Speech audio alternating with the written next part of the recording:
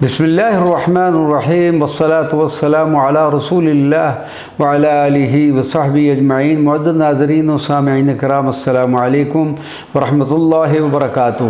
مختصر تعارف کتاب سفر عقیدت۔ کتاب سفر عقیدت دراصل ایک روداد سفر مقدس ہے جو خواجہ معین الدین چشتی اجمیری رضی اللہ تعالی عنہ کے سالانہ عرس مبارک کی تقریبات میں شرکت کے بعد تحریر کی گئی۔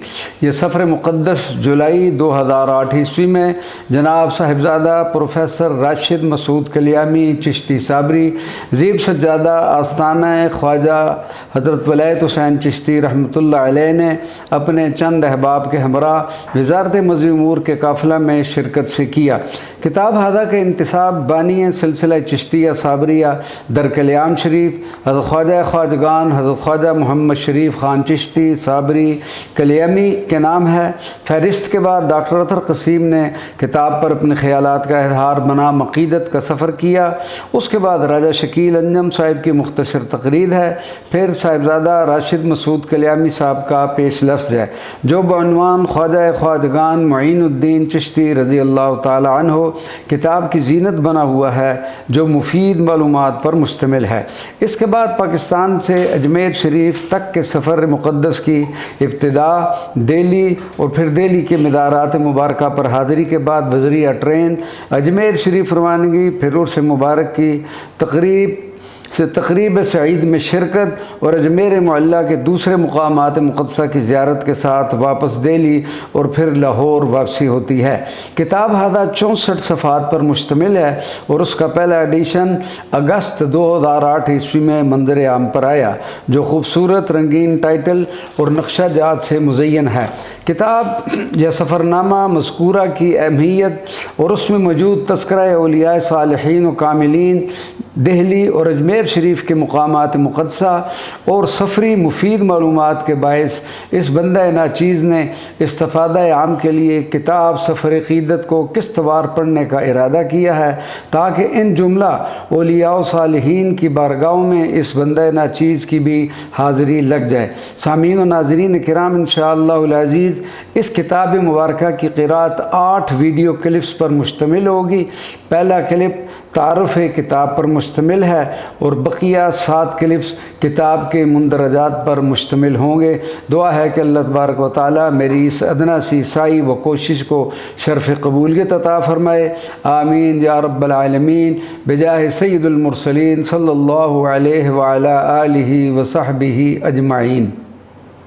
خواجہ خواجگان حضرت خواجہ معین الدین چشتی اجمیری رضی اللہ تعالی عنہ، خواجہ خواجگان سلطان الہند عطائے رسول صلی اللہ علیہ وآلہ وسلم کثیراً کثیرا۔ حضرت خواجہ معین الدین چشتی اجمیری المعروف خواجہ غریب نواز نجیب الطرفین سید ہیں۔ آپ کے والد ماجد کا اسم گرامی سید غیاث الدین حسن تھا۔ آپ صاحب کشف و کرامات اولیاء اللہ میں سے تھے۔ آپ کی والدہ ماجدہ حضرت بی بی مہنور عابدہ زاہدہ خاتون تھی۔ حضرت خواجہ غریب نواز کی ولادت 530 ہجری بمقام سجز ہوئی۔ جب آپ کی عمر 11 برس ہوئی تو آپ کے والد ماجد کا انتقال ہو گیا۔ آپ کو والد گرامی کے ورثہ میں ایک باغ اور ایک پنج چکی ملی۔ آپ اس باغ میں ہم وقت عبادت و ریاضت میں مشغول رہتے تھے۔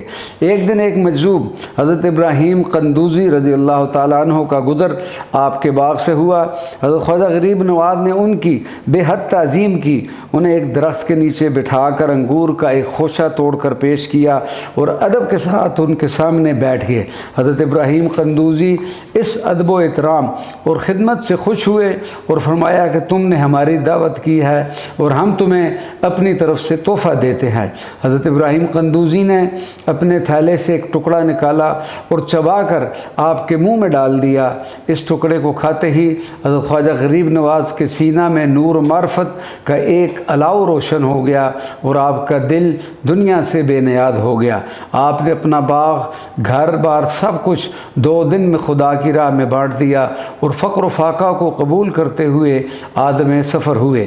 ایک مدت تک آپ سمرقند و بخارا میں علوم دینیہ کے لیے قیام پذیر رہے، قرآن مجید حفظ کیا اور علوم ظاہری کی تکمیل کی۔ آپ شریعت و طریقت، حقیقت و معرفت کے علوم میں دسترس دست رکھتے تھے۔ عبادت و ریادت، فقر و فاقہ میں آپ کا کوئی ثانی نہ تھا۔ آپ کے چہرہ انور پر نور حق جلوہ فگن تھا۔ آپ نے ہند کے ظلمت کدہ میں ہر سو توحید و رسالت کی شمع روشن کی اور تبلیغ دین اور نور و معرفت کو اس قدر عام کیا کہ آپ کو نائب رسول صلی اللہ علیہ وسلم کثیراً کثیرہ اور سلطان الہند کے خطاب سے نوازا گیا۔ ہند میں آپ کو جو روحانی مقام اور مرتبہ عطا کیا گیا، ایسا کسی ولی یا درویش کے نصیب میں نہ آیا۔ آپ کے مرید خاص قطب عالم حضرت خواجہ قطب الدین بختیار کاکی رضی اللہ تعالیٰ عنہ فرماتے ہیں کہ آپ کی ریادت و مجاہدے کا یہ عالم تھا کہ آپ 7 دن کے بعد ایک روٹی تناول فرماتے جس کا وزن 1 تولہ سے زیادہ نہ ہوتا۔ مرشد گرامی حضرت خواجہ عثمان ہارونی سے شرف بیعت حاصل کرنے کے بعد آپ کچھ عرصہ ان کی خدمت میں رہے اور ان کے ساتھ حج بیت اللہ اور روضہ رسول صلی اللہ علیہ وسلم کثیراً کثیرہ کی زیارت کا شرف حاصل کیا۔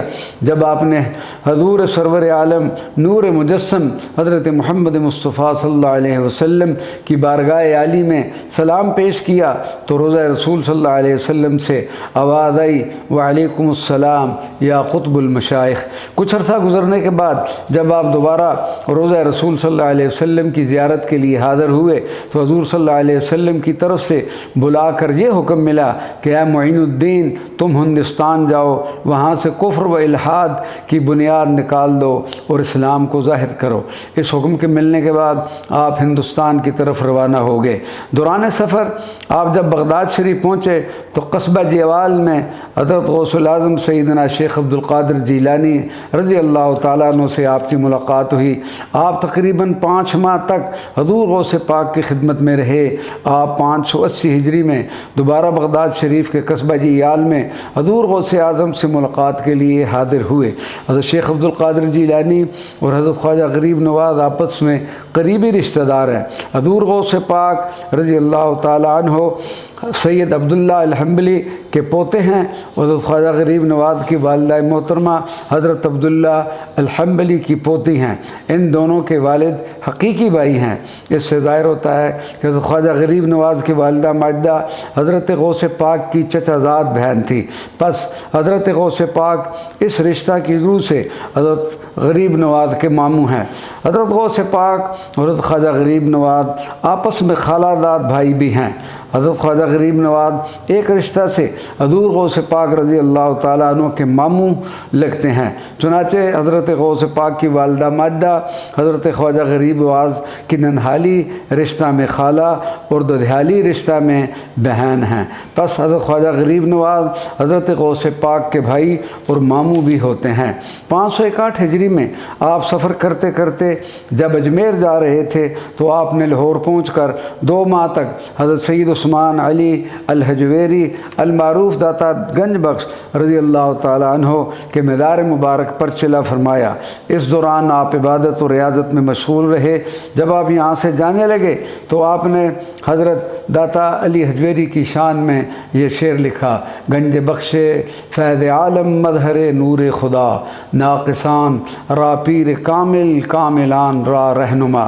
خواجہ معین الدین چشتی اور رائے کے دوار میں تھورا رائے کے دور حکومت میں اجمیر تشریف لائے اور تبلیغ دین میں مشغول ہو گئے۔ آپ کی نگاہ فیض سے ہند کی سرزمین پر نور توحید و رسالت پھیلنے لگا اور ہر طرف ایمان و یقین کے چراغ روشن ہونا شروع ہو گئے۔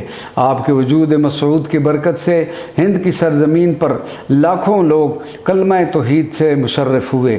وصال کی شب آپ عشاء کی نماز پڑھ کر اپنے حجرے کے اندر تشریف لے گئے اور رات بھر آپ کے حجرے سے وجد کے عالم میں پیر پٹکنے کی آوازیں آتی رہیں جو فجر تک جاری رہیں۔ فجر کی نماز کے بعد خدام نے حجرے کا دروازہ کھٹکھٹایا۔ جب دروازہ کھولا گیا تو آپ کی پیشانی مبارک پر لکھا ہوا تھا: ھذا حبیب اللہ مات فی حب اللہ، یہ اللہ کا محبوب ہے اور اللہ کی محبت میں ہی اس کا وصال ہو گیا۔ حال دل محترم قارئین، سلسلہ چشت کہ سرتاج سلطان الہند حضرت خواجہ اجمیر حضرت خواجہ غریب نواز کا مزار اقدس سرزمین ہند میں اجمیر شریف کے مقام پر آج بھی اس طرح مرکز فیض و نور ہے جس طرح آپ کی حیات طیبہ میں تھا۔ آج بھی لاکھوں لوگ آپ کی درگاہ عالیہ میں حاضر ہو کر آپ کے واسطے سے اپنے رب کے حضور اپنی دعاؤں کو پیش کر کے اپنی مرادیں حاصل کرتے ہیں۔ امسال یعنی سال 2008 میں ہمیں آپ کی درگاہ مقدسہ کی زیارت نصیب ہوئی، جس کو میں نے اپنی کم مائیگی اور کم علمی کے باوصف سپرد کرتاز کرنے کی کوشش کی۔ مجھے اس بات کا اظہار کرنے میں کوئی ہچکچاہٹ محسوس نہیں ہو رہی کہ میں ایک علم کم نظر، بے مایا اور بے حیثیت انسان، سلطان الہند، نائب رسول، خواجہ خواجگان، خواجہ غریب نواز کے اوصاف بیان کرنے کے قابل نہیں، مگر ہم سفروں کی فرمائش پر اس سفر سعادت کے واقعات اس نیت سے قلم بند کیے ہیں کہ جو اہل محبت خواجہ خواجگان کی درگاہ میں حاضر نہیں ہو سکتے، وہ اس سفر نامہ کے ذریعے اپنے خواجہ کی درگاہ پر حاضری دے سکیں اور یہ چند کلمات آئندہ جانے والے زائرین در خواجہ کے لیے معلومات اور رہنمائی کا ذریعہ بن سکیں۔ پاکستان کے باسیوں کے لیے خواجہ خواجگان حضرت خواجہ معین الدین چشتی اجمیری کے عرس میں حاضری کے لیے ہر سال گورنمنٹ آف پاکستان کی وزارت مذہبی امور درخواستیں طلب کرتی ہے، اور ان تمام درخواست گزاروں میں سے چند 100 افراد کو حاضری کے لیے چنا جاتا ہے۔ ہم نے بھی اپنی درخواستیں جمع کرائی، جس کے بعد قرآن دادی کے بعد خوش نصیب افراد کو حاضری کی خوشخبری بذریعہ خط سنائی گئی، اور پھر ہر زائر خواجہ غریب نواز کی درگاہ کی حاضری کے لیے دل ہی دل میں تیاریوں میں مصروف ہو گیا۔ ہر شخص اسی دھن میں مگن تھا کہ ہند الولی عطاء رسول صلی اللہ علیہ وسلم حضرت خواجہ معین الدین چشتی کی عظیم درگاہ میں مجھ جیسا بے نواح حاضر ہوگا۔ دل کی کیفیت کو بیان و اظہار کے پیرائے میں لانا ناممکن ہے۔ اجمیر شریف کے لیے روانگی۔ آخر کار وہ صبح بھی آ گئی کہ جب ہم نے وزارت مذہبی امور کے پروگرام کے مطابق مورخہ 3 جولائی 2008 شام 4 بجے لاہور حاجی کیمپ میں پہنچنا تھا۔ کلیام شریف سے قافلے میں محترم المقام والد گرامی حضرت میاں محمد عارف کلیامی، محمد نذیر، محمد دل نواز، صغیر احمد، طاہر محمود اور راقم الحروف شامل تھے۔ ہم سب نے کلیام شریف میں بانی سلسلہ حضرت خواجہ حافظ محمد شریف خان چشتی صابری کلیامی کے مزار مبارک پر حاضری دی۔ اس کے بعد امام الشاق حضرت خواجہ فضل الدین چشتی کلیامی صابری کے مزار اور پھر باقی تمام مزارات پر حاضری دے کر راولپنڈی روانہ ہو گئے، جہاں سے خواجہ روہیل صادق اور ان کے 3 اور ساتھی حاجی طارق، ارشد محمود اور عابد یاسین بھی ہمارے ساتھ مل گئے۔ یوں کل 9 افراد لاہور کے لیے صبح 7 بجے والی ٹرین میں سوار ہو گئے۔ ریل نے ہمیں دن 12 بجے لاہور پہنچا دیا۔ آج شام ہمیں 4 بجے حاجی کیمپ حاضر ہونا تھا اور اگلی صبح انڈیا کے لیے روانگی تھی۔ لاہور ریلوے اسٹیشن سے سیدھا ہم ہوٹل پہنچے، جس کا انتظام چودھری محمد عارف صاحب نے کیا تھا۔ ہوٹل میں کچھ دیر آرام کرنے کے بعد شام 4 بجے ہم سب حاجی کیمپ پہنچ گئے، جہاں تمام زائرین کو وزارت کی طرف سے انڈیا کے سفر اور وہاں رہنے کے حوالے سے بریفنگ، پاسپورٹ اور کرنسی دی جانی تھی۔ جس وقت ہم حاجی کیمپ پہنچے تو تقریباً وقت مقررہ پر تمام زائرین حاجی کیمپ پہنچ چکے تھے۔ گرمی پورے زوروں پر تھی۔ یوں گرمی، انتظار اور پھر لوڈ شیڈنگ تینوں ہی مسافرین در خواجہ کے لیے ایک کڑا اور مشکل امتحان تھے۔ مغرب سے کچھ دیر قبل انڈیا کے سفر کے لیے وزارت کی طرف سے ہدایات و معلومات دینے اور اس کے بعد باقی ضروری کاغذات دینے کے لیے 2 گھنٹے بعد کا وقت مقرر ہوا۔ بریفنگ سننے کے بعد ہم نے حضرت عثمان علی جھلویری المعروف حضرت داتا گنج بخش رضی اللہ تعالیٰ عنہ کے مزار اقدس پر پہنچ گئے، جہاں ہم نے نماز مغرب ادا کی اور وہاں کچھ وقت گزارا۔ پھر روہیل بھائی اور ان کے ساتھیوں کے ساتھ ہم کھانا کھانے کے لیے لکشمی کے مشہور مقام پر پہنچ گئے۔ لکشمی میں کھانا کھانے کی تجویز میری اور روہیل صاحب کی تھی، مگر کھانے میں وہ مزہ نہ تھا جو دوران طالب علمی کبھی کبھی استاد محترم مفتی عبدالقیوم خان صاحب کے ساتھ آیا کرتا تھا۔ رات کا کھانا کھا کر دوبارہ حاجی کیمپ آئے، جہاں سے ہم نے اپنے پاسپورٹ اور نقدی لینی تھی۔ یہ ایک انتہائی کٹھن مرحلہ ثابت ہوا، اس لیے کہ بجلی کی لوڈ شیڈنگ کی وجہ سے پاسپورٹ کی تقسیم پر تقریباً پوری رات لگ گئی اور ہمارے گروپ کے افراد کو تقریباً 3 بجے صبح پاسپورٹ ملے۔ اس مشکل مرحلے کو عبور کرنے کے بعد ہوٹل پہنچ کر کچھ آرام کیا اور صبح کی نماز اور ناشتے سے فارغ ہو کر 8 بجے لاہور اسٹیشن پہنچ گئے۔ وہاں سے واگا جانے کے لیے سمجھوتا ٹرین پر سوار ہوئے۔ واگا پہنچ پر پہلا کام اپنے پاسپورٹ اور سامان کو چیک کروانا تھا اور خروج کی اسٹیمپ کروانا تھا، تو اس کام میں تقریباً سارا دن خرچ ہو گیا۔ اس کی وجہ ایک یہ بھی تھی کہ ہمارے سامان کی چیکنگ بالتفصیل کی گئی، اور دوسری وجہ یہ تھی کہ ہمارا اگلا سفر رات کے وقت شروع کیا جانا تھا۔ شاید یہ مسافروں کی حفاظت کے پیش نظر ایسا کیا گیا تھا۔ شام 6 بجے کے قریب سمجھوتا ٹرین واگا بارڈر کراس کر کے انڈیا کی حدود میں داخل ہوئی۔ واگا پاکستان سے انڈیا کی حدود میں واقع اٹاری ریلوے اسٹیشن 20 منٹ کی مسافت پر ہے۔ ہم اٹاری ریلوے اسٹیشن پہنچے تو وہاں کی دنیا ایک دم تبدیل نظر آئی۔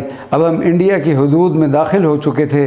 وہاں کے ریلوے اسٹیشن کا نظام قدرے جدید اور منظم تھا۔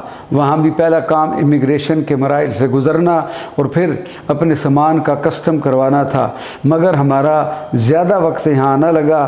زائرین جلد ہی اس کام سے فارغ ہو گئے۔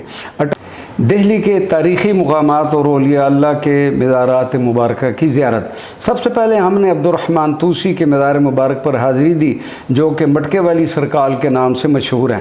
مزار شریف پر زائرین کی کثیر تعداد موجود تھی۔ حضرت عبدالرحمن طوسی کا مزار بھی تمام صوفیاء کے مزارات کی طرح ایک اونچی جگہ پر واقع ہے۔ وہاں سے ہم خواجہ نصیر الدین چراغ دہلوی کے مزار پر حاضر ہوئے، جہاں پر قدیم تاریخی عمارتیں عقیدت مندوں کی حقیقی محبت اور اخلاص کا منہ بولتا ثبوت ہیں۔ اس کے بعد ہم نئی دہلی میں نظام بستی پہنچے اور خواجہ نظام الدین اولیاء اور حضرت امیر خسرو رضی اللہ عنہما کے مزارات مبارکہ پر حاضری دی۔ یہاں پر زائرین کی کثیر تعداد موجود تھی۔ تمام زائرین بڑی محبت اور ادب کے ساتھ پھولوں کے ٹوکرے اور چادریں مزار شریف پر پیش کرنے کے لیے لا رہے تھے۔ یہاں مزارات کی زیارات کے بعد ایک مرید با وفا کی اپنے شیخ کے ساتھ محبت کی انتہا نظر آتی ہے۔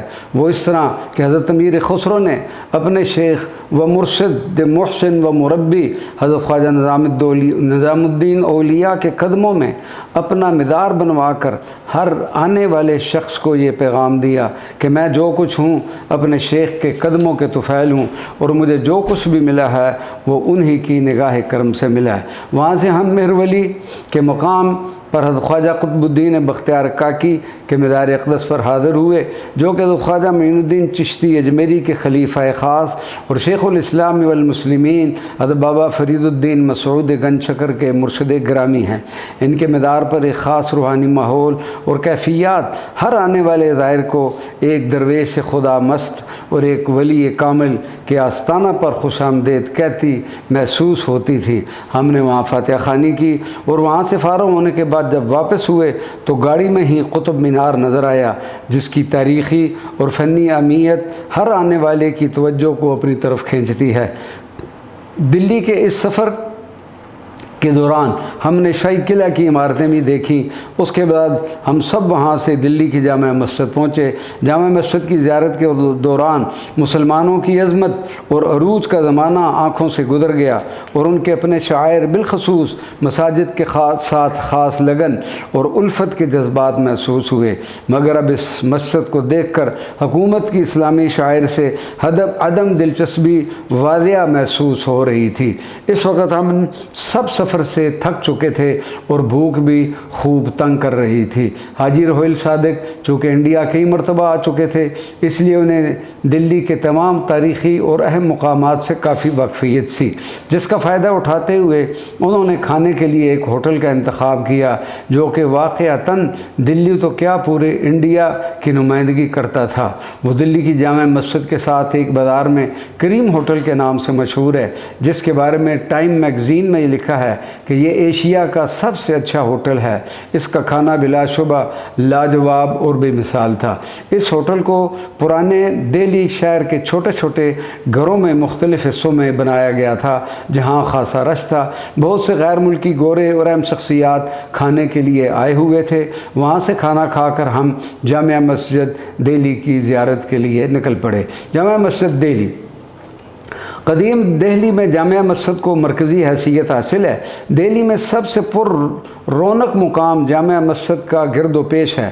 یہاں زیادہ آبادی مسلمانوں کی ہیں۔ یہاں ہوٹل، ورکشاپس، کپڑے اور کتابوں کی دکانوں کے علاوہ مشہور بازار ہیں۔ جامع مسجد کا شمار دنیا کی عظیم ترین مساجد میں ہوتا ہے۔ لال قلعہ اور جامع مسجد ایک دوسرے کے سامنے ہیں۔ جامع مسجد کی تعمیر کا کام 14 سال 1644 تا 1658 میں پایا تکمیل کو پہنچا۔ اس مسجد کی تعمیر کا اعداد مغل بادشاہ شاہ جہان کو حاصل ہے۔ یہ سنگ مرمر اور سنگ سرخ کی بنی ہوئی ہے۔ اس کی لمبائی 2 فٹ اور چوڑائی 120 فٹ ہے۔ اس کے میناروں کی اونچائی 130 فٹ ہے۔ چھت پر جانے کے لیے 379 سیڑھیاں ہیں۔ مسجد میں 25,000 نمازی نماز ادا کر سکتے ہیں۔ مسجد کے ارد گرد خوبصورت پارک بنائے گئے ہیں۔ جامع مسجد دہلی کے ایک کونے میں درگاہ آثار شریف ہے۔ یہ سفید رنگ کا ایک کمرہ ہے جہاں حضور نبی کریم صلی اللہ علیہ وآلہ وصحبہ وبارک وسلم کی ریش مبارک کا منہ مبارک، ہرن کی کھال پر تحریر قرآن مجید کی آیات، کوفی رسم الخط میں قرآن مجید کے کلمی نسخے، اونٹ کی کھال کا نالین مبارک موجود ہے۔ ان تبرکات کی زیارت سید شمشاد احمد صاحب کے ذریعے کی جا سکتی ہے، جو پشت در پشت عوام کو تبرکات کی زیارت کرواتے چلے آ رہے ہیں۔ جامع مسجد کی بنیادی کرسی زمین سے 30 فٹ اونچی ہے۔ اس مسجد کا ممبر سنگ مرمر کا ہے۔ سین مسجد میں ایک خوشنما پانی کا حوض ہے جو سنگ مرمر کا بنا ہوا ہے۔ حوض کے غربی و شمالی گوشہ پر محمد تحسین خان نے 1180 ہجری میں یہ بات بیان کی کہ اس نے خواب میں اس جگہ حضور نبی کریم صلی اللہ علیہ وسلم کو وضو فرماتے ہوئے دیکھا۔ اس جگہ احتراماً کٹارہ بنا دیا گیا ہے۔ مسجد کے 3 جنوبی، مشرقی اور شمالی دروازے ہیں۔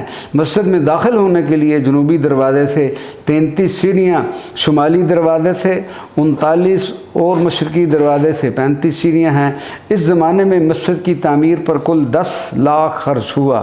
معمار اور سنگ تراش کو 2 پیسے اور مزدور کو 1 پیسہ یومیہ دیا جاتا تھا۔ جامع مسجد تعمیر ہونے کے بعد معلوم ہوا کہ مسجد کا رخ قبلہ جانب سے قدرے ہٹا ہوا ہے۔ مسجد کی تکمیل سے 1 سال قبل حضرت ابوالقاسم سبزواری دنیا سے پردہ فرما چکے تھے۔ بڑی تلاش و جستجو کے بعد ایک مست بزرگ ملے، ان کو تمام واقعہ سنایا گیا۔ انہوں نے پشت مبارک مسجد سے لگا کر ساری عمارت کو درست سمت میں گھما دیا۔ مسجد کا رخ تو سیدھا ہو گیا، لیکن ان بزرگوں کا انتقال ہو گیا جن کا مدار خانقاہ حسینی میں ہے، جو مسجد کے شمال میں مغربی گوشہ کے ایک قبرستان میں موجود ہے۔ الغرض جامع مسجد فن تعمیر کا ایک شاہکار تھی جو آج بھی اپنے بنانے والوں کے عزم و ہمت اور محبت و اخلاص کا منہ بولتا ثبوت ہے۔ جامع مسجد کے اندر بھی زائرین اور سیاحوں کی کثیر تعداد موجود تھی۔ ہم نے نماز ظہر ادھر ہی ادا کی اور کچھ دیر وہاں گزارنے کے بعد دہلی کے پرانے ریلوے اسٹیشن پر اپنی انتظار گاہ میں لوٹ آئے۔ ریلوے اسٹیشن پہنچ کر اجمیر شریف جانے والی ٹرین کے وقت کا معلوم کیا تو پتہ چلا کہ ابھی ٹرین کے روانہ ہونے میں کافی وقت ہے۔ وہاں سے میں اور عابد یاسین چاندنی چوک چلے گئے۔ اس وقت بازار تقریباً بند ہو رہا تھا۔ مسجد فتح پوری، قریب ہی ایک تاریخی مسجد کے بارے میں پتہ چلا جس کا نام فتح پوری مسجد ہے۔ یہ مسجد شاہ جہان کی بیوی فتح پوری بیگم نے 1650 عیسوی میں تعمیر کروائی تھی۔ عمارت کا بیرونی منظر ہی قلب مومن کے لیے بے حد کشش کا باعث ہے۔ محرابی داخلے، مورچہ نما دیواریں، اونچے میناروں اور خوبصورت گنبد کی وجہ سے جاذب نظر ہے۔ مسجد کے صحن میں وضو کے لیے ایک خوبصورت حوض بنا ہوا ہے۔ چوکور ستونوں اور محرابوں کے درمیان مسجد کا فرش سنگ مرمر اور سرخ پتھروں کا بنا ہوا ہے۔ ہم اس کے اندر داخل ہوئے تو دیکھ کر حیران رہ گئے کہ وہ بھی ایک عظیم الشان اور شاہی طرز تعمیر کی حامل ایک مسجد ہے۔ وہاں ہم نے 2 نفل ادا کیے اور مسجد کی زیارت کی۔ یہاں بھی دیگر تمام تاریخی مقامات کی طرح بنانے والوں کی لگن اور ان کی اپنے فن میں مہارت قابل دید ہے، اور ہر انسان کو یہ سوچنے پر مجبور کرتی ہے کہ جدید مشینری نہ ہونے کے باوجود ان لوگوں نے کتنے عزم و حوصلے، ایمانی طاقت اور سچی لگن سے اپنے فن کا اظہار کیا، اور آج صدیاں گزر جانے کے باوجود بھی ان عمارتوں کی آن بان اور شان دیدنی ہے۔ کوچا بلی ماراں، مسجد سے باہر نکل کے ہم بازار میں چلتے چلتے ایک چوک میں پہنچے جہاں میں نے کوچا بلی ماراں لکھا دیکھا۔ میں چونک گیا کہ یہ تو مرزا غالب کا علاقہ ہے۔ فوراً اس بازار میں داخل ہوئے اور مرزا غالب کے بارے میں پوچھا۔ ایک بابا جی نے بتایا کہ مرزا غالب کی حویلی یہاں سے بالکل قریب ہے۔ ہم دونوں چلتے چلتے مرزا غالب کی حویلی میں پہنچ گئے، مگر ہمیں دیر ہو چکی تھی۔ معلوم ہوا کہ حویلی کو حکومت نے سیاحوں اور عوام کے لیے کھول دیا ہے اور اس کے کھلنے اور بند ہونے کے اوقات مقرر ہیں، مگر مجھ پر غالب کے ساتھ ادبی تعلق چھایا ہوا تھا، لہذا ہم اندھیرے میں ہی حویلی کے اندر داخل ہو گئے۔ وہاں پر مرزا غالب کے اشعار کی تختیاں لگی تھیں جن کو دیکھ کر مرزا غالب کے زمانے کی یاد آتی ہے۔ وہیں مجھ پر ایک خاص کیفیت طاری تھی اور مجھے وہ تمام احباب و شخصیات رہ رہ کر یاد آ رہی تھیں جن کا ادبی واسطہ غالب کے ساتھ تھا، اور مجھے ان کے ساتھ غالب کے کلام و شخصیت پر گفتگو کرنے کا موقع ملا تھا۔ ان دوستوں میں پروفیسر عبدالعزیز ساحر جو مری میں میرے ساتھ اردو کے استاد تھے، اور پروفیسر ڈاکٹر اطہر قسیم صدیقی۔ اس وقت ڈاکٹر اطہر قسیم صدیقی کا فون نمبر مجھے زبانی یاد تھا۔ غالب کی حویلی سے نکلتے ہی میں نے ایک PCO سے ڈاکٹر اطہر قسیم کو فون کیا اور بتایا کہ میں اس وقت آپ کو غالب کی حویلی سے یاد کر رہا ہوں، جس پر وہ بہت خوش ہوئے۔ وہاں سے باہر نکلے تو پتہ چلا کہ حکیم اجمل خان کی حویلی بھی اسی گلی کی نکر پر واقع ہے جو بند تھی۔ وہاں سے ہم ایک سائیکل رکشہ کے ذریعے ریلوے اسٹیشن پہنچے تو اجمیر شریف جانے کے لیے ٹرین تیار تھی۔ تمام لوگ اس میں سوار ہو رہے تھے۔ ہم نے بھی جلدی جلدی اپنا سامان اٹھایا اور ٹرین میں سوار ہو گئے۔ دہلی سے اجمیر شریف کا سفر۔ ٹرین اجمیر شریف کے لیے روانہ ہوئی تو رات کے 10:30 بج چکے تھے۔ ہم نے کھانا کھایا اور سو گئے۔ صبح جب آنکھ کھلی تو معلوم ہوا کہ ہم اجمیر شریف پہنچنے والے ہیں۔ جب ہم اجمیر شریف ریلوے اسٹیشن پہنچے تو ہمارے قافلے کا بھرپور استقبال کیا گیا۔ وہاں پر صحافی، فوٹوگرافر اور ٹیلی ویژن کے نمائندے موجود تھے۔ ہم سب کے گلوں میں پھولوں کے ہار ڈالے گئے اور پھر بسوں میں بٹھا کر ہمیں رہائش گاہ تک پہنچا دیا گیا۔ ہماری رہائش گاہ سکول کی ایک عمارت تھی جس کا نام سنڈل گرلز ہائی اسکول پرانی منڈی اجمیر شریف تھا، جس میں رہنے کے لیے کمروں کے اندر صفائی کروا کر دریاں بچھا دی گئی تھیں اور سکول کے وسط میں ایک خوبصورت عارضی مسجد بنائی گئی تھی۔ وہاں صفائی کا بہترین انتظام تھا، پینے کے لیے واٹر کولر اور سکول کے اندر ہی تمام زائرین کی سہولت کے لیے ایک کینٹین اور دھوبی کا انتظام کیا گیا تھا۔ اس کے علاوہ زائرین کو طبی امداد دینے کے لیے ایک ڈسپنسری بھی قائم کی گئی تھی جو 24 گھنٹے کام کرتی تھی، جس میں پورا عملہ ہمہ وقت موجود رہتا تھا۔ الغرض ہماری رہائش میں تمام ضروری سہولیات بہم پہنچائی گئی تھیں جن کو دیکھ کر حکومت کے احساس ذمہ داری، مہمان نوازی کو واضح طور پر محسوس کیا جا سکتا تھا۔ سلطان الہند کی درگاہ میں حاضری۔ رہائش پر پہنچتے ہی حضرت قبلہ والد گرامی حاضری کے لیے تیار بلکہ بےتاب تھے۔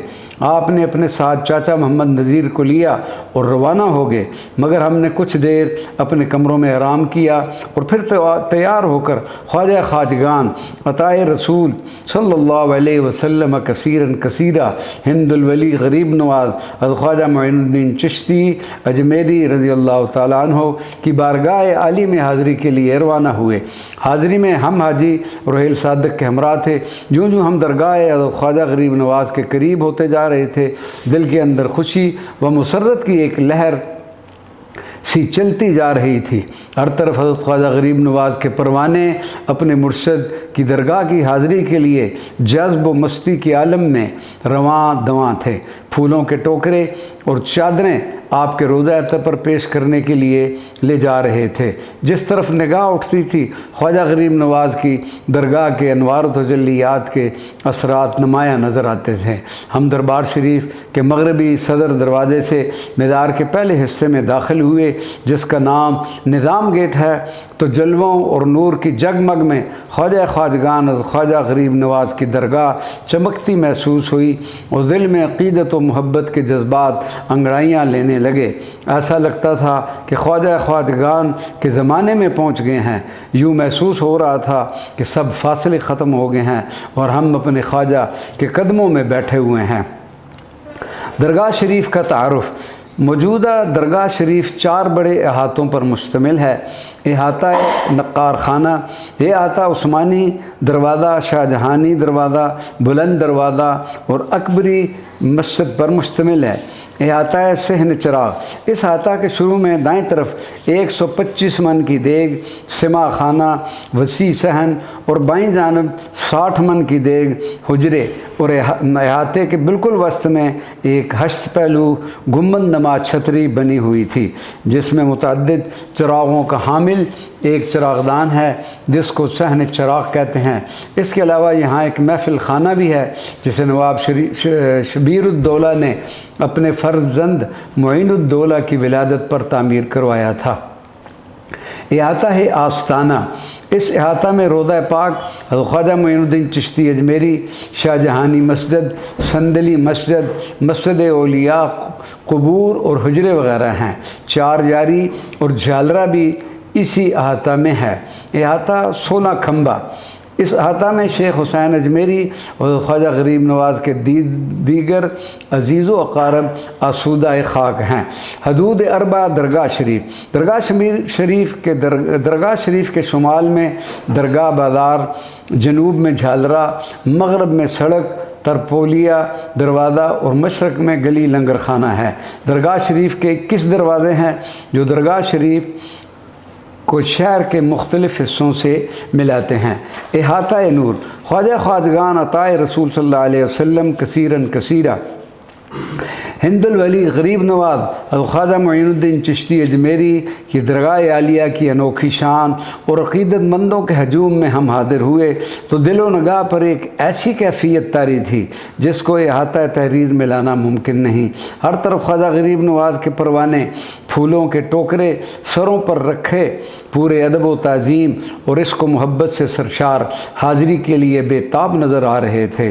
پھول اور چادریں پیش کرنے والوں کی تعداد اس قدر کثیر تھی کہ دربار کے اندر داخل ہونے کے لیے لمبی لمبی قطاریں لگی ہوئی تھیں اور لوگ اپنی عقیدت اور محبت کے پھول پیش کرنے کے لیے انتظار میں کھڑے تھے۔ ہم بھی ان پروانوں کے ہجوم میں شامل ہو گئے۔ مزار اقدس میں حاضری اس قدر مشکل تھی جیسے حجر اسود کو بوسہ دینا۔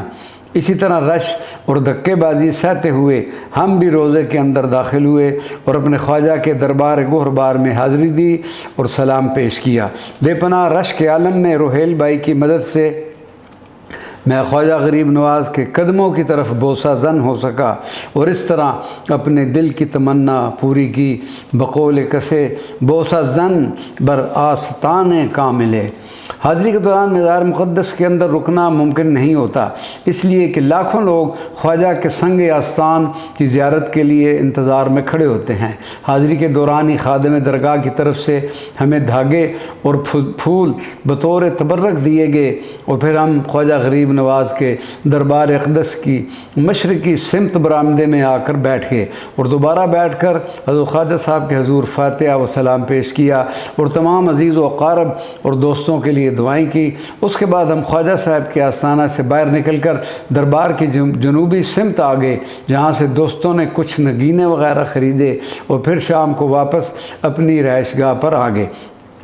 راستے میں ہر طرف خواجہ صاحب کے عرس میں شامل ہونے والے زائرین کا رش موجود تھا اور ہر ایک خواجہ صاحب کی محبت میں مگن اور بے خود نظر آ رہا تھا۔ کوئی تو مستی کے عالم میں حاضری کے لیے بے قرار دربار کی سمت رواں دواں تھا اور کوئی وصل و قرب کے حسین لمحوں کو گلے لگائے خواجہ کے آستانے کی حاضری اور زیارت سے شاد کام ہو کر پرمسرت واپس جا رہا تھا۔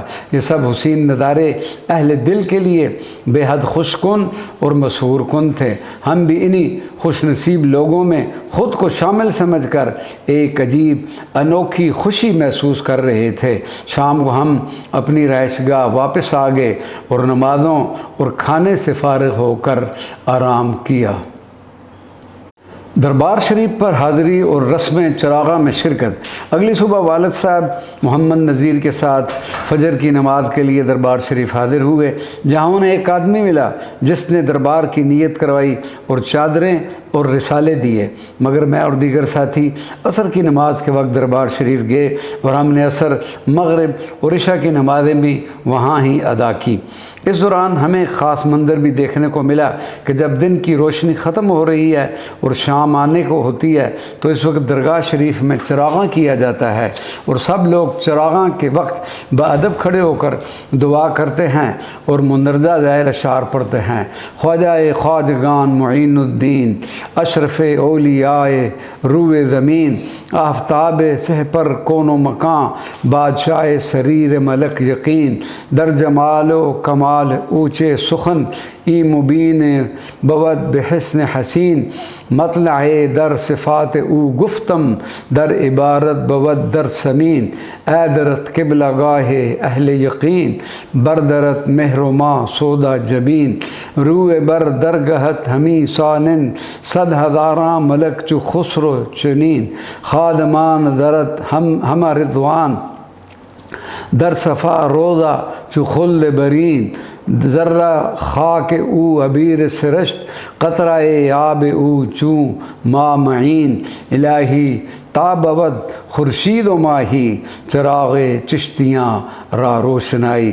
اور اس کا مفہوم یا ترجمہ اس طرح سے ہے: خواجہ خواجگان معین الدین، دنیا بھر کے ولیوں سے زیادہ شرافت والے، دونوں جہانوں کے آسمانوں کے آفتاب، ایمان و یقین کی سلطنت کے بادشاہ، آپ کے جمال و کمال کا کیا کہنا جو مضبوط ترین قلعہ سے بھی نمایاں ہے۔ میں نے آپ کی تعریف میں ایک مطلع کہا ہے جو مضمون کے اعتبار سے قیمتی موتی ہے۔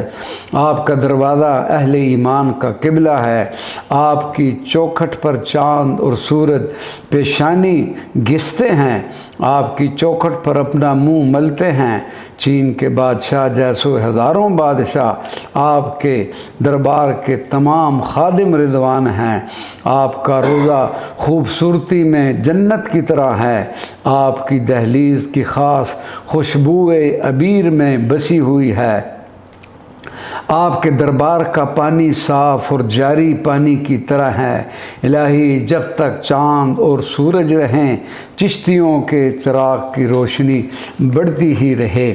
اس رسم میں ہم سب لوگ شامل ہوئے اور بہت سرور محسوس کیا کہ سلطان الہند خواجہ خواجگان خواجہ غریب نواز کی عظیم الشان درگاہ میں روشنی کرتے وقت بھی پورے آداب کا خیال رکھا جاتا ہے اور شایان شان طریقہ اپنایا جاتا ہے۔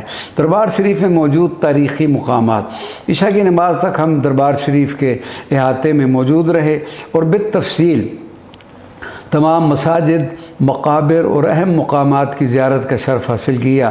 صندلی مسجد میں بیٹھ کر، جو کہ مزار مقدس کے ساتھ ملحق مشرقی سمت ہے، قرآن مجید کی تلاوت کی اور نوافل ادا کیے۔ اس کے ساتھ ایک حجرہ واقع ہے، یہ وہ مقام ہے جہاں پر خواجہ بابا فرید الدین گنج شکر نے چلہ کشی کی اسی نسبت سے اس کا نام چلہ گاہ بابا فرید مشہور ہے۔ یہ حجرہ سال میں ایک مرتبہ 5 محرم کو کھولا جاتا ہے۔ پھر شاہ جہانی مسجد، جو کہ مزار کے مغربی سمت واقع ہے، میں جا کر تلاوت قرآن مجید اور نوافل کی ادائیگی کا شرف حاصل کیا۔ پھر احاطہ 16 کھمبا میں قبرستان کے اندر جا کر خواجہ غریب نواز کے محبین و متوسلین اور سجادہ نشین حضرات کی قبور پر فاتحہ خوانی کی۔ اس کے بعد مزار کے آخری ہاتھے میں واقع چشمہ جھالرا کی زیارت کی، جس کا پانی خواجہ صاحب کے زمانے سے لے کر آج تک تمام زائرین کے لیے استعمال ہو رہا ہے اور کوئی کمی نہیں آئی۔ اس وقت تک رات کافی گزر چکی تھی مگر ہمیں وقت کے گزرنے کا احساس تک نہ تھا۔ تقریباً 11 بجے کے بعد ہم واپس اپنی رہائش گاہ آئے۔ ہمارے کمرے میں 19 افراد موجود تھے، جس میں حسن ابدال سے تعلق رکھنے والے حاجی فضل خان، جو کہ خواجہ صاحب کے مزار پر کئی مرتبہ حاضری دے چکے تھے، حاجی ممتاز احمد، حاجی محمد نذیر، سید الطاف حسین شاہ، ملک محمد امیر، چودھری ہمایوں، چودھری خرم اقبال، ریاض احمد، مقصود الہی کے علاوہ راولپنڈی سے حاجی روحیل صادق، حاجی طارق، ارشد محمود اور عابد یاسین، اور ہمارا گروپ جس میں قبلہ والد گرامی حضرت صاحبزادہ میاں عارف چشتی، راقم الحروف، محمد دل نواز، صغیر احمد، طاہر محمود اور محمد نذیر شامل تھے۔ ہمارے کمرے کے نگران حاجی فضل خان صاحب نے اگلی صبح تارا گڑھ جانے کا پروگرام بنایا کہ سب مل کر وہاں جائیں گے۔ تارا گڑھ یعنی گنج شہیداں۔ نماز فجر کے بعد کچھ دیر آرام اور ناشتہ کرنے کے بعد سب لوگ تارا گڑھ جانے کے لیے تیار ہو گئے۔ اپنی رہائش سے تارا گڑھ جانے والی جگہ جہاں سے ہمیں جیپیں لینی تھی پیدل سفر کیا۔ اڈے پر پہنچ کر 2 جیپیں کرائے پر لی گئیں۔ چونکہ تارا گڑھ اجمیر شریف کی جنوبی سمت میں ایک اونچی پہاڑی پر واقع ہے، جہاں پر سید میرا حسین کا مزار اور گنج شہیداں واقع ہے۔ جوں ہماری گاڑی پہاڑی کے اوپر چڑھتی جا رہی تھی، توں پیر صحابہ اسلام آباد کا نقشہ ہماری آنکھوں میں گھومتا جا رہا تھا۔ جب ہم پہاڑ کی چوٹی پر پہنچے تو وہاں سید میرا حسین کی عظیم الشان درگاہ نظر آئی، جس کے بارے میں بتایا گیا کہ خواجہ غریب نواز کی آمد سے 20 سال قبل حضرت سید میرا حسین یہاں تبلیغ اسلام کے لیے تشریف لائے تھے اور یہاں آپ کا مقابلہ کفار کے ساتھ ہوا اور یہیں آپ نے اپنے ساتھیوں کے ساتھ جامع شہادت نوش فرمایا۔ ہم نے مزار پر حاضری دینے کے علاوہ تمام شہداء کے لیے فاتحہ خوانی کی اور پھر ویڈیو سینٹر سے قوالی کی مختلف CDs خریدیں اور واپس اپنی رہائش گاہ پر پہنچ گئے۔ دوران سفر ہم نے یہ بھی دیکھا کہ کچھ منچلے اور دیوانے خواجہ اجمیر کے مزار سے سید حسین علی کے مزار تک پہاڑی کا سفر پیدل کرتے ہوئے اپنی عقیدت کا اظہار کر رہے تھے۔ واپس پہنچ کر دوپہر کا کھانا کھایا اور کچھ آرام کے بعد حضرت خواجہ غریب نواز کے مزار علی پر حاضری کے لیے روانہ ہوئے۔ آج شام کی حاضری بھی گزشتہ شام کی حاضری کی طرح انوکھی، بے مثل اور پرکیف تھی۔ مغرب کی نماز کے بعد ہماری ملاقات بعض خدام درگاہ شریف سے ہوئی۔ دوران ملاقات ہم نے ان سے درگاہ شریف، رسومات درگاہ شریف اور خدام کی ذمہ داریوں کے حوالے سے معلومات حاصل کیں اور کچھ باتیں ادباً ان کے گوشے گزار کی جو کہ درگاہ خواجہ غریب النواز کی شان اور آداب کے منافی نظر آئیں۔ صوفیاء و صالحین کی زندگی میں توکل علی اللہ، اخلاص، دینداری، عبادت، مخلوق خدا کی خدمت اور عاجزی کی صفات پائی جاتی ہیں، مگر آج کے زمانہ میں عموماً خدام و سجادہ نشین حضرات کے طرز زندگی ان اوصاف سے یکسر خالی دکھائی دیتے ہیں۔ جیسے حضرت قلندر لاہوری نے فرمایا تھا، نذرانہ نہیں سود ہے پیران حرم کا، ہر خرقہ سالوس کے اندر ہے مہاجن، میراث میں آئی ہے انہیں مسند ارشاد، زاغوں کے تصرف میں عقابوں کا نشیمن۔ چونکہ آج رات بعد نماز عشاء ہماری رہائش گاہ پر محفل میلاد مصطفیٰ صلی اللہ علیہ وآلہ وبارک وسلم کثیرہ کا انعقاد کیا گیا تھا، اس لیے ہمیں جلد اپنی رہائش گاہ پر واپس آنا پڑا۔ جب ہم اپنی رہائش گاہ پر پہنچے تو محفل اپنے اختتام کو تھی اور ہم دعا میں شامل ہو گئے۔ محفل کے اختتام پر لنگر کا انتظام کیا گیا تھا، جس کی تقسیم میں ہمارے ساتھ آئے ہوئے کلیام شریف کے تمام خدام نے بھرپور شرکت کی اور خواجہ غریب نواز کے مہمانوں کی خدمت کی سعادت حاصل کی۔ جھیل انا ساگر۔ اگلی صبح جھیل انا ساگر جانے کا اعلان کیا گیا۔ یہ وہ جھیل ہے جس کے کنارے خواجہ صاحب نے پرتھوی راج کے زمانے میں قیام کیا تھا آپ کے اس قیام کے دوران آپ کے ساتھی کھانا پکاتے اور اپنی ضروریات کے لیے پانی استعمال کرتے تھے۔ چونکہ یہ تالاب اہل ہنود کی ملکیت میں تھا، اس لیے انہیں مسلمانوں کا اس تالاب سے پانی استعمال کرنا پسند نہ تھا۔ جب انہیں مسلمانوں کے بارے میں معلوم ہوا کہ وہ اس جگہ سے پانی استعمال کرتے ہیں تو انہوں نے مسلمانوں کو روکا۔ یہ خبر جب خواجہ غریب النواز تک پہنچی تو آپ نے فرمایا وَقُلْ جَاءَ الْحَقُّ وَزَهَقَ الْبَاطِلُ إِنَّ الْبَاطِلَ كَانَ زَهُوقًا، اور فرما دیجئے حق آ گیا اور باطل بھاگ گیا، بے شک باطل نے زائل و نابود ہو جانا ہے۔ اور خادم خاص حضرت فخر الدین کو ایک چھاگل دے کر حکم دیا کہ تالاب انا ساگر سے اس کو یا بدوح پڑھ کر بھر لاؤ۔ آپ کے حکم کے مطابق جب حضرت فخر الدین نے چھاگل میں یا بدوح کہہ کر پانی بھرا تو حکمت خداوندی سے تمام پانی اس میں آ گیا اور تالاب انا ساگر خشک ہو گیا۔ تمام لوگ پانی کی بوند بوند کو ترسنے لگے اور مسلمان چھاگل میں سے اپنی ضرورت کے مطابق پانی استعمال کرتے رہے۔ آخرکار راجہ اور اس کے تمام ساتھی سلطان الہند حضرت خواجہ غریب نواز کی یہ اور دیگر کرامات دیکھ کر نادم اور شرمندہ ہو کر معافی کے طلبگار ہوئے۔ تو حضرت خواجہ غریب نواز نے فرمایا کہ چھاگل کا پانی واپس انا ساگر تالاب میں ڈال دیا جائے۔ جب چھاگل کو تالاب میں انڈیلا گیا تو خشک تالاب پھر سے بھر گیا۔ صبح دوست ناشتہ کرنے کے بعد انا ساگر جانے کے لیے تیار ہو گئے۔ ہمارے نگران حاجی فضل خان صاحب اور خواجہ رحیل صاحب نے مل کر 2 گاڑیوں کو بندوبست کیا اور سب جھیل انا ساگر پہنچ گئے۔ جھیل تک پہنچنے کے لیے جن راستوں سے ہم گزرے وہ خوبصورت باغیچوں کی شکل میں تھے۔ راستوں کے دونوں اطراف پھولوں کی کیاریاں بنی ہوئی تھی۔ تھوڑا سا پیدل چلنے کے بعد ہم جھیل کے کنارے پہنچ گئے۔ جھیل تک پہنچنے سے پہلے میرے دل میں کچھ مختلف خیالات تھے، مگر جب جھیل کو اپنی آنکھوں سے دیکھا تو وہ جھیل راول ڈیم کی صورت میں نظر آئی، جس کے کنارے خوبصورت اور جدید آبادیاں بھی موجود تھیں اور جھیل نیلگوں پانی سے بھری ہوئی تھی۔ حاجی ممتاز چودھری خرم، حاجی طارق اور عابد یاسین نے کشتی میں بیٹھنے کا پروگرام بنایا اور باقی تمام دوست جھیل کے کنارے درختوں کے سائے میں بیٹھ گئے اور سوچنے لگے کہ وہ منظر کیسا ہوگا جب آج سے 850 سال قبل سلطان الہند حضرت خواجہ معین الدین چشتی نے یہاں اپنا ڈیرا جمایا ہوگا اور پھر کفار کو اپنی کرامت دکھا کر توبہ کی طرف مائل کیا ہوگا۔ حاجی فضل خان اسی دوران پانی کی بوتلیں لے کر آئے اور ہم سب نے پانی پیا۔ جس درخت کے نیچے میں بیٹھا ہوا تھا وہاں ایک عمر رسیدہ بابا جی میرے پاس آ کر بیٹھ گئے اور مجھ سے باتیں کرنے لگے۔ بابا جی نے کہا کہ کیا آپ پاکستان سے آئے ہیں؟ میں نے کہا جی ہاں۔ میں نے پوچھا کہ آپ بھی خواجہ صاحب کے عرس میں شرکت کے لیے آئے ہیں؟ فرمانے لگے جی ہاں، میں 1964 سے مسلسل خواجہ غریب نواز کے عرس میں بلا ناغہ شرکت کر رہا ہوں۔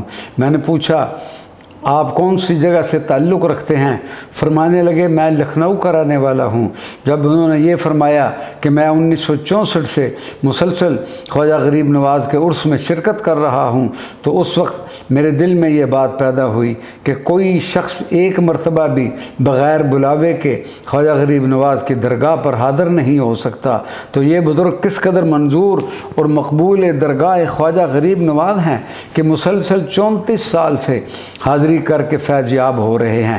پھر جب انہوں نے اپنا تعلق لکھنؤ سے بتایا تو میرا ادبی ذوق بیدار ہوا اور میں نے ان سے لکھنؤ کے حالات کے بارے میں پوچھنے لگا کہ کیا آج کل بھی لکھنؤ میں اسی طرح ادبی محافل اور مشاعرے ہوتے ہیں؟ تو انہوں نے فرمایا کہ ہاں، لکھنؤ میں آج بھی وہی ادبی ماحول موجود ہے جو پچھلے وقتوں میں موجود تھا۔ چلاگاہ حضرت خواجہ عثمان ہارونی و چلاگاہ حضرت خواجہ غریب النواز۔ اس کے بعد تمام ساتھیوں نے یہ پروگرام بنایا کہ اب یہاں سے حضرت خواجہ معین الدین چشتی کے مرشد گرامی حضرت خواجہ عثمان ہارونی کی چلاگاہ کی زیارت کے لیے جایا جائے۔ یہ چلاگاہ بھی انا ساگر جھیل کے کنارے ایک پہاڑی پر واقع ہے۔ چنانچہ ہم سب اس پہاڑی پر چڑھنا شروع ہو گئے۔ ہم سب پیدل اس پہاڑی پر گئے، مگر حاجی ممتاز صاحب نے قبلہ والد گرامی کو رکشے میں بٹھا کر وہاں پہنچایا۔ اسی پہاڑی پر چلاگاہ گاہ حضرت خواجہ غریب نواز بھی واقع ہے، اور یہ دونوں چلا گاہ پہاڑ کے اندر انتہائی تنگ اور مشکل غار کی صورت میں موجود ہیں۔ یہ وہ جگہ ہے جہاں آنا ساگر جھیل کے کنارے حضرت خواجہ غریب نواز نے اجمیر آمد کے بعد قیام کیا تھا، اور چلا گاہ حضرت خواجہ عثمان ہارونی کے مقام پر حضرت خواجہ عثمان ہارونی سے منسوب تبرکات مکہ مکرمہ سے لا کر رکھے گئے ہیں، اس لیے کہ آپ کا وصال مکہ مکرمہ میں ہوا اور وہیں آپ کی تدفین ہوئی۔ ان دونوں جگہ کی زیارت کے بعد ہم بابا گدری شاہ کے مدار پر بھی حاضر ہوئے، جو چلا گاہ حضرت خواجہ عثمان ہارونی کے ساتھ متصل ہے۔ یہاں ہم نے لنگر کھایا اور الحاج عمر الدین چشتی صاحب سے ملاقات کی، جن کی باغ و بہار شخصیت سے ہم بہت متاثر ہوئے۔ ان میں صوفیاء کی خصوصیات عاجزی و انکساری اور ان کا رنگ جھلکتا ہوا محسوس ہوا۔ انہوں نے بڑی محبت کے ساتھ ہمیں خوش آمدید کہا اور ہم سب کو لنگر کھانے کی دعوت دی۔ اسی طرح انہوں نے خواجہ غریب نواز کے مہمانوں کی خوب مہمان نوازی کر کے اپنا سچا خادم ہونے کا ثبوت دیا۔ لنگر کھانے کے بعد ہم سب ان سے ملے اور دعا کی گزارش کی، اور پھر وہاں سے پیدل اپنی رہائش گاہ پر آگے چلا گاہ اور آنا ساگر جھیل کی زیارت کے بعد شام کو میں چاچا محمد نذیر، طاہر محمود اور محمد دل نواز دربار شریف کی حاضری کے لیے چل پڑے۔ وہی شام کا منظر اور ہجوم دیوانہ گان خواجہ تھا، ہر طرف غریب نواز کی آوازیں، قوالوں کی قوالیاں، اہل محبت کی اپنے عقیدت کے اظہار کے لیے پھولوں کے ٹوکرے اور چادریں پیش کرنے کے لیے کیف و مستی میں حاضر دربار تھے۔ ہم نے بھی اس پرکیف اور روحانی منظر میں اپنے خواجہ کے حضور فاتح خوانی اور سلام پیش کیا، اور پھر پروگرام بنایا کہ آج 2.5 دن کے جھونپڑے کی زیارت کے لیے جائے۔ 2.5 دن کا جھونپڑا خواجہ صاحب کے مزار اقدس کی جنوبی سمت درگاہ شریف سے قریب ہی ایک خوبصورت اور تاریخی مسجد ہے، جس کے بارے میں مختلف روایات پائی جاتی ہیں۔ ایک روایت کے مطابق یہ مسجد مسلمان بادشاہ سلطان شہاب الدین غوری نے 595 ہجری میں صرف 2.5 دن میں تعمیر کروائی تھی، اور سلطان شمس الدین التتمش نے 614 میں اس میں اضافہ کیا۔ اس کی تعمیر اسلامی ثقافت کا ایک قدیم شاہکار کے طور پر آج بھی صفحہ ہستی پر موجود ہے۔ مسجد کے اوپر سنگ سرخ پر قرآنی آیات کندہ کی گئی ہیں، جو اس زمانے کی کاریگروں کی ہنرمندی اور لگن کا منہ بولتا ثبوت ہے۔ آج بھی دیکھنے والے اس عظیم الشان عمارت کو دیکھ کر انگشت بدنداں ہیں کہ اتنے کم وقت میں اتنا خوبصورت عالی شان منقش کام کسی کرامت سے کم نہیں۔ ہم نے اس مسجد کی زیارت کی تو اپنا شاندار ماضی یاد آیا، لیکن موجودہ صورتحال دیکھ کر دل کی کیفیت بدل گئی کہ وہ مسجد جسے 2.5 دن میں ایک شاہکار کی صورت میں تخلیق کیا گیا تھا، آج قسم پرسی کے عالم میں تھی۔ ہر طرف گندگی، کاغذ اور مٹی پڑی تھی، صفائی کا کوئی انتظام نہ تھا۔ اس ملی جلی کیفیات کے ساتھ ہم واپس درگاہ شریف پہنچے۔ کرپا کرو مہراج معین الدین محفل سما۔ درگاہ شریف میں کچھ وقت گزارنے کے بعد ہمیں واپس اپنی رہائش گاہ پر آنا تھا، اس لیے کہ آج ایک خصوصی محفل سما کا اہتمام کیا گیا تھا، جس میں ہندوستان کے مشہور قوال نے شرکت کرنا تھی۔ واپس آنے کے بعد ہم تیار ہو کر محفل سما میں شریک ہوئے۔ محفل میں پاکستان سے آئے ہوئے زائرین کے علاوہ اجمیر شریف کے میر بھی شریک ہوئیں۔ محفل میں خواجہ اجمیر کا ایک خاص رنگ اور سرمستی چھائی رہی، جس میں اہل دل خوب لطف اندوز ہوتے رہے۔ قوال نے جب کرپا کرو مہراب معین الدین پڑھنا شروع کیا تو پوری محفل پر ایک وجد کی کیفیت طاری ہو گئی۔ پاکستانی زائرین کے گروپ لیڈر صغیر احمد قادری صاحب کی سرپرستی میں یہ محفل منعقد ہوئی۔ محفل کا اختتام تقریباً 3 بجے ہوا۔ اگلی صبح حسب معمول ناشتہ کے بعد رہائش گاہ پر ہی وقت گزارا۔ اجمیر شریف میں قیام کے دوران موسم بہت خوشگوار رہا اور آخری 2 دن مسلسل بارش رہی۔ چھٹی شریف اور اس کا اختتام چھٹی شریف کی محفل پر ہوتا ہے، چونکہ غریب النواز نواز کا وصال قمری مہینہ کی 6 تاریخ کو ہوا ہے، اس لیے ہر قمری مہینہ کی 6 تاریخ درگاہ شریف میں فاتح خوانی ہوتی ہے اور شب پنج شنبہ محفل سما ہوتی ہے۔ چھٹی شریف کی محفل میں دیوان صاحب آتے ہیں۔ 6 رجب صبح 9 بجے سما خانہ میں قرآن خوانی شروع ہو جاتی ہے، تقریباً 11 بجے محفل سما شروع ہو جاتی ہے اور پھر فاتحہ ہوتی ہے۔ اسی دوران 7 توپوں کی سلامی دی جاتی ہے، جگہ جگہ عرق گلاب کا چھڑکاؤ کیا جاتا ہے اور دعا کے ساتھ محفل چھٹی شریف کا اختتام ہو جاتا ہے۔ اس محفل کے اختتام کے ساتھ ہی عرس پر آئے ہوئے زائرین واپس جانا شروع ہو جاتے ہیں۔ ہم بھی اس مقدس محفل میں شریک ہوئے۔ ہمیں یہ بتایا گیا کہ اگر آپ صبح 9 بجے تک درگاہ شریف جائیں تو آپ کو بیٹھنے کی جگہ مل جائے گی، وگرنہ درگاہ شریف کے اندر بیٹھنے کی جگہ ملنا ممکن نہیں ہوگا۔ ہمیں اپنی رہائش گاہ سے نکلنے میں کچھ دیر ہوگی، مگر خواجہ صاحب نے اپنے مہمانوں پر خصوصی توجہ فرمائی۔ ہم درگاہ شریف میں داخل ہوئے اور نہ جانے گھومتے گھماتے اس جگہ پر پہنچ گئے جو شاید ہمارے لیے ہی خالی پڑی تھی۔ جگہ کی تلاش میں والد گرامی یہ چاہتے تھے کہ ایسی جگہ ملنی چاہیے جہاں سے براہ راست خواجہ صاحب کے روضے کی زیارت کرنا بھی ممکن ہو، جبکہ میرے دل میں یہ تھا کہ اب ہمیں ایسی جگہ ملنا ناممکن نہیں بلکہ محال ہو چکا ہے، اس لیے کہ درگاہ کا کوئی کونا خالی نہ بچا تھا، مگر ہمیں نہ صرف بیٹھنے کی جگہ ملی بلکہ ایسی جگہ ملی جہاں سے خواجہ صاحب کا روضہ واضح دکھائی دے رہا تھا۔ چھٹی شریف کی یہ محفل مبارک یوں تو سب کے لیے باعث صد برکات تھی، مگر میرے لیے اس میں ایک خصوصی حصہ رکھا گیا تھا جس کو میں نے کبھی اپنے وہم و گمان میں بھی نہ سوچا تھا کہ خواجہ خواجگان کی بارگاہ میں بلا کر مجھ پر اس طرح کرم فرمائی ہوگی۔ دعا کے اختتام پر ہم واپس اپنی رہائش گاہ پر آ گئے۔ آج رات ہماری اجمیر شریف میں آخری رات تھی۔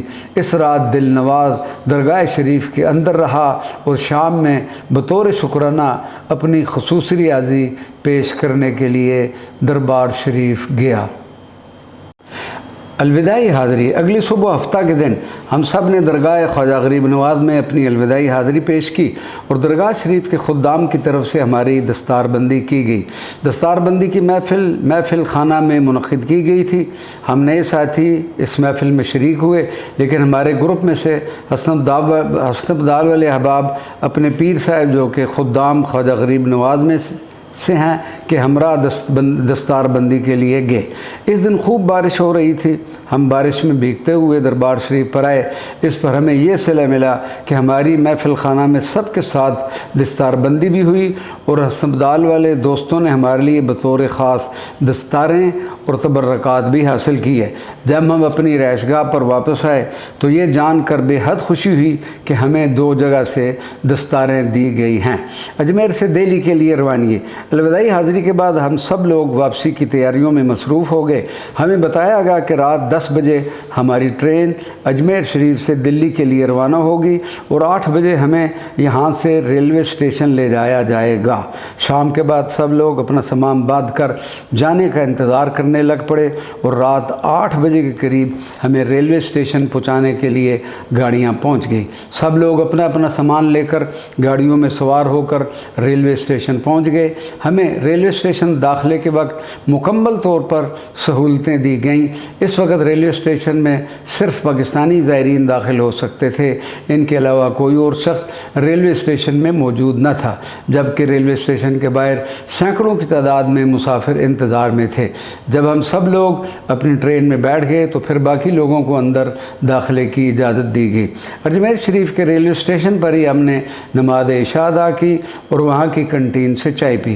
کنٹین کے باہر ہر چیز کے ریٹ لکھے ہوئے تھے اور یہ دیکھ کر انتہائی خوشی ہوئی کہ دکاندار انہی ریٹس کے مطابق چیزیں فروخت کر رہا تھا اور میں نے محسوس کیا کہ جو rate Ajmer Sharif railway station پر لکھے تھے وہی دہلی اور ہر جگہ پر تھے۔ گاڑی تقریباً 10:30 بجے اجمیر شریف سے دہلی کے لیے روانہ ہوئی۔ ہم سب اپنی اپنی جگہوں پر آ کے سو گئے۔ حضرت باقی باللہ کے مزار پر حاضری۔ صبح جب بیدار ہوئے تو دہلی کے قرب و جواب نظر آ رہے تھے۔ تقریباً 9 بجے ہم دلی ریلوے اسٹیشن پر پہنچ گئے۔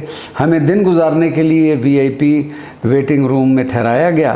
سب لوگوں نے وہاں پہنچ کر سامان رکھا اور ہر ایک اپنے طور پر تیاری کر کے دہلی کی سیر کو نکل گیا۔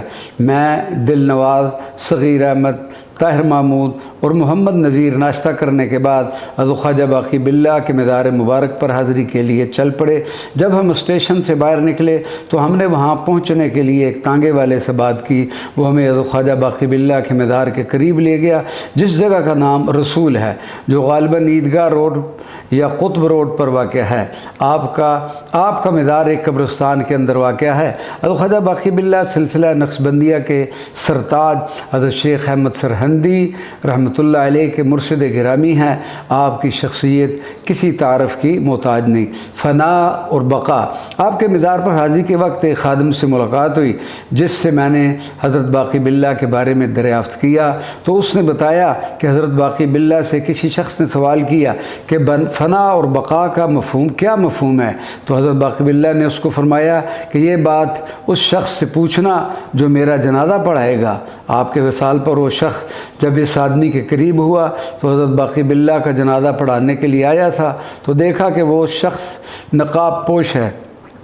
سائل نے نقاب پوش سے گزارش کی کہ مجھے حضرت باقی باللہ نے فرمایا تھا کہ فنا اور بقا کا مفہوم میرا جنازہ پڑھانے والے سے پوچھ لینا، اس لیے آپ میری رہنمائی فرمائیں۔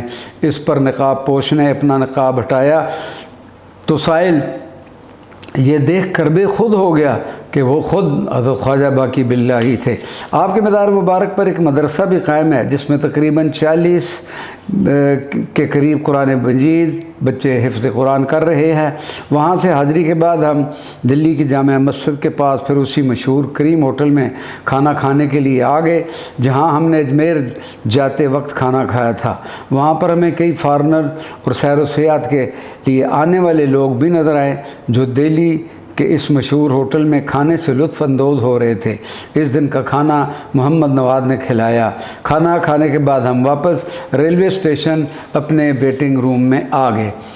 دہلی کے انڈر گراؤنڈ ریلوے کی سیر۔ کچھ دیر آرام کرنے کے بعد روہیل بھائی ہمیں دہلی کی انڈر گراؤنڈ ریلوے میٹرو کی سیر کرانے کے لیے لے گئے۔ ریلوے اسٹیشن کے باہر کچھ فاصلے پر میٹرو کا پلیٹ فارم تھا۔ جب ہم میٹرو کے پلیٹ فارم پر جانے کے لیے سیڑھیاں اترے تو یہ دیکھ کر انتہائی حیرت ہوئی کہ ہندوستان نے کس قدر ترقی کی ہے۔ پلیٹ فارم کا مکمل انتظام کمپیوٹرائز تھا۔ اس ٹرین میں سفر کرنے والے تمام لوگ اس کے اصول و قواعد سے واقف تھے۔ پلیٹ فارم پر انتظار کرنے کے لیے تمام لوگ خود بخود لائنیں بنا کر پیلے رنگ کی لائن کے پیچھے کھڑے ہو رہے تھے، اور ٹرین میں سوار ہونے کے بعد ہمیں یوں محسوس ہوا کہ جیسے ہم کسی اور دنیا میں آ گئے ہیں۔ Under ground railway station railway train metro پوری دہلی میں جاتی ہے اور ہر 5 منٹ کے بعد ایک گاڑی جاتی ہے اور دوسری گاڑی آ رہی ہے۔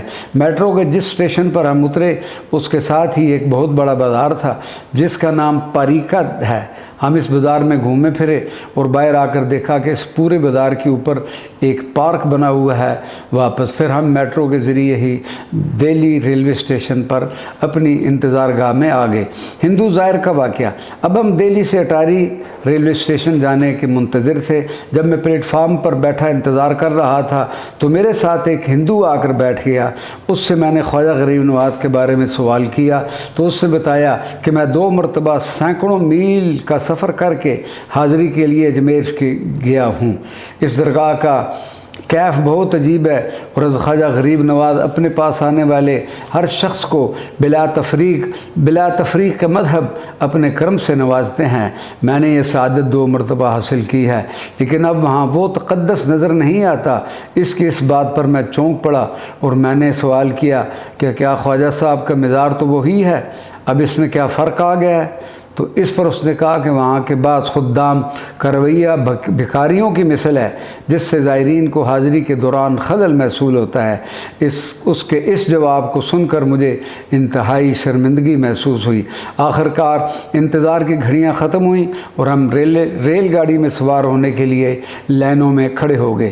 دہلی ریلوے اسٹیشن پر ہمارا سامان کمپیوٹرائز سکینرز کے ذریعے چیک ہوا اور پھر ہمیں گاڑی میں سوار کر دیا گیا۔ گاڑی چلنے سے قبل روہیل بھائی ہم سب کے لیے کھانا لے آئے اور ہم نے ریلوے اسٹیشن پر ہی وہ کھانا کھایا اور گاڑی چل پڑی۔ سب لوگ اپنی اپنی جگہوں پر آ کر سو گئے۔ ریلوے نے ہمیں سونے کے لیے تکیے، کمبل اور صاف ستھری سفید چادریں دی۔ رات ہم سوئے رہے اور صبح بیدار ہوئے تو اٹاری ریلوے اسٹیشن آ چکا تھا۔ اٹاری ریلوے اسٹیشن پر پہنچ کر ہم سب نے امیگریشن کے عملہ سے اپنے اپنے پاسپورٹ پر خروج کی مہر لگوائی اور سامان چیک کروا کر دوسری طرف آ کر سمجھوتا ٹرین کے انتظار میں بیٹھ گئے۔ تقریباً 3 بجے سمجھوتا ٹرین ہمیں لے کر واگا ریلوے اسٹیشن کے لیے روانہ ہوئی۔ اٹاری سے واگا ریلوے اسٹیشن تک کا سفر صرف 20 منٹ کا تھا۔ واگا ریلوے اسٹیشن، جب ہم واگا ریلوے اسٹیشن اترے تو پھر ہمیں پاکستان امیگریشن سے دخول کی مہر لگوانا تھی اور اپنا سامان چیک کروا کر لاہور کے لیے گاڑی کا انتظار کرنا تھا۔ جب ہم اپنا سامان چیک کروا کر اور اپنے پاسپورٹ پر دخول کی مہر کروا کر فارغ ہو چکے تھے تو ہماری ملاقات پاک پتن شریف کے دیوان عظمت صاحب سے ہوئی۔ میں نے انہیں چائے پینے کی دعوت دی جسے انہوں نے قبول کیا۔ چائے پینے کے دوران سفر کے احوال و کیفیات کے بارے میں گفتگو ہوئی تو انہوں نے پاک پتن شریف سے آئے ہوئے ایک ساتھی سے تعارف کرایا اور کہا کہ یہ خواجہ صاحب سے خصوصی فیض لے کر واپس لوٹے ہیں۔